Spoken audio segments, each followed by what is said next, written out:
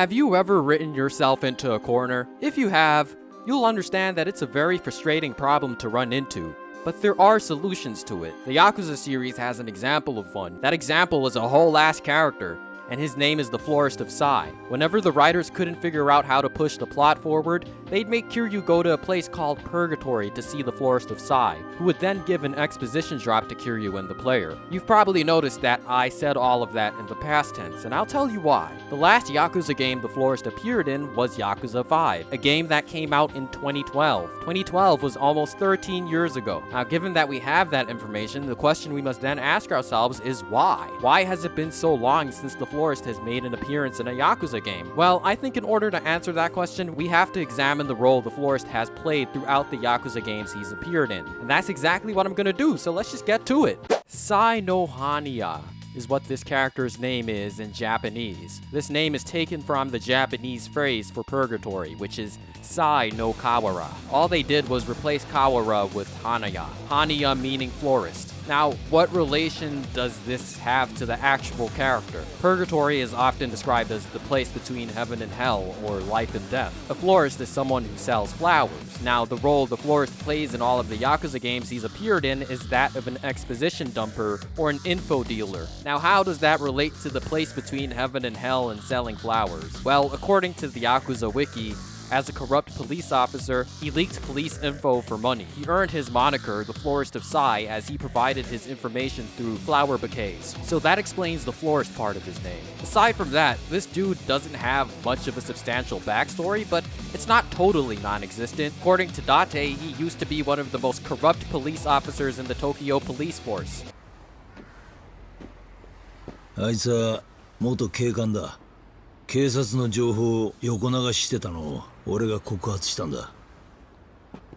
その後は知らねえが、こんなとこで会うとはな。At some point, he also had a wife, who he then had a child with. His wife eventually left him and took custody of their child. Sometime after that, he got kicked out of the police force, and then he became an info dealer at the Purgatory. One thing you'll notice in how the Florist is depicted throughout the series is how much RGG really tries to emphasize the mysterious nature of this character. His introduction says it all. 桐生一馬、出所早々派手にやってるみてえだな。あんたがサイの花屋。何の情報が欲しい？登場界の100億、それにユミと水木って姉妹の情報だ。報酬はいくらかかるんだ？情報を集めるのも金がかかるんだよ。今は無理だ。でも時間がない。だろうな。おい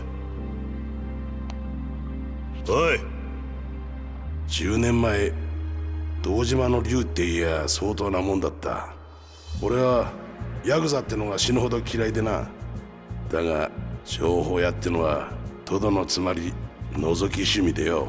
It takes the scene 1 minute to reveal his face to the audience. Prior to that, you're subjected to disorienting camera angles and shots of every part of his body but his face. On top of that, he owns a whole-ass coliseum within the Purgatory. The point I'm trying to make is that they try to put meat on the bone of a character who is essentially not really a character, but an expository plot device. They had to make him mysterious and weird so as to hide the fact that he really only functions as the guy that moves the plot forward in exchange for engaging in his Coliseum tournament. Yeah, in order to actually get information from him, Kiryu and every other Yakuza character who's encountered him has to fight a few matches in the Coliseum. And every time he reminds us of this requirement, he has to mention that it's because the matches in the Coliseum have been really boring and dull recently, and he's trying to do something to spice them up. On top of that, he also runs a mass surveillance network in Kamurocho. どこにでも俺の手下はいる。キャバ嬢のパンツの色から裏の取引、表沙汰になってない殺しまで全て俺のところに話が入ってくる。そして俺はその星の数ほどの情報をつなぎ合わせて客の欲しい正確な情報を提供するんだ。だから俺の情報は高い。 Which definitely challenges your suspension of disbelief. All that to say that he's really not that interesting of a character. They try to give him more substance by including a subplot about his estranged son and how deep down he still really wants to connect with him, but it's easily the most boring part of Yakuza 1 and Yakuza 2. And on my first playthrough of Yakuza 2, I found myself wanting to skip that section of the story. But for those that do care about it, it does get an ending in Yakuza 4, where his estranged son, Takashi, who used to be a delinquent but now has a stable job and is about to get married, is in search of his father because he is the only supposedly living member of his family left to attend the wedding. He literally approaches the florist about this, who then tells him that he has to complete a few tasks before he can help Takashi so he can prove to the florist how much he has grown as a person, utilizing Tanimura, Akiyama, and Saejima to help him. After he is done with the tasks, the florist sends Kiryu a bouquet of flowers to give to Takashi. Inside the bouquet is info telling Takashi that his father is dead, but Takashi, recognizing that the flowers are the same types of flowers that he finds at his mother's grave, figures out that the florist is his father. Because who else would leave flowers at his mother's grave?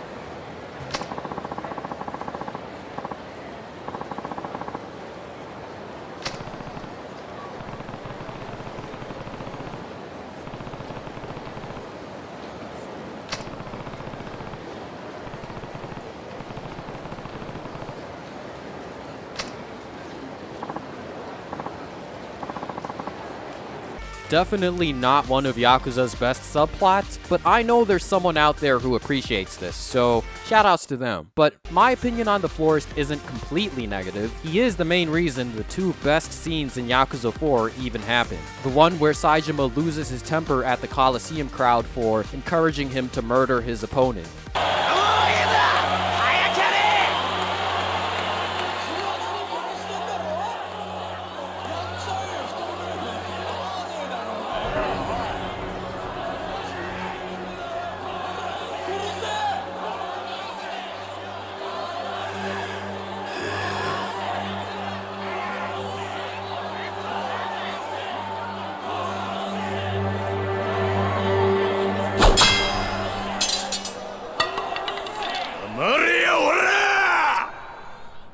And the one where he sees his patriarch for the first time in decades. 親父親父支えの親父親父冴島です今帰ってきました Those two scenes are some of the best in the whole series and really integral to Saejima as a character. And plot-wise, the reason why we get to see them is partly because of the florist, so I gotta give him that. But for the most part, I don't really care for this character, and I don't think RGG does either because he's been absent from the series for a while. And that brings us back to the central question. Why has it been so long since he's made an appearance? We interrupt this program to remind you to tap that subscribe button. And if you're feeling extra generous, tap that like button too, especially if you're really liking this video so far. Okay, back to the video. So why has it been so long? Well, the answer is actually pretty simple. Yokoyama-san and RGG have gotten better at writing these stories. While they still have a problem with dense exposition drops, they don't need a character who specifically serves that purpose anymore. And honestly, I think that's for the best. It's made every Yakuza game after 5 more interesting, and that's just a testament to how much better they are at writing now. I mean, Yakuza 0, a game a lot of people think has the best story in the series, absolutely did not need the florist to achieve that status. Try to imagine the florist in Yakuza 0. It makes the game's story significantly worse, right? I will say though that it would be nice to get a little cameo appearance from him in the next Yakuza game. Like literally, they could just put him in the background of a cutscene or something, because regardless of how I feel, the character is still technically a part of Yakuza's identity. And he was in the first 5 games, so yeah, I don't think it would be fair to just act like he never existed. I wouldn't have a problem with a sub-story featuring him either. All I'm saying is a cameo appearance from him in the Ichiban saga would be a reward for the veteran fans. And who doesn't like rewards? So yeah, RGG, don't hesitate to put Sai no Hanya in the next Yakuza game.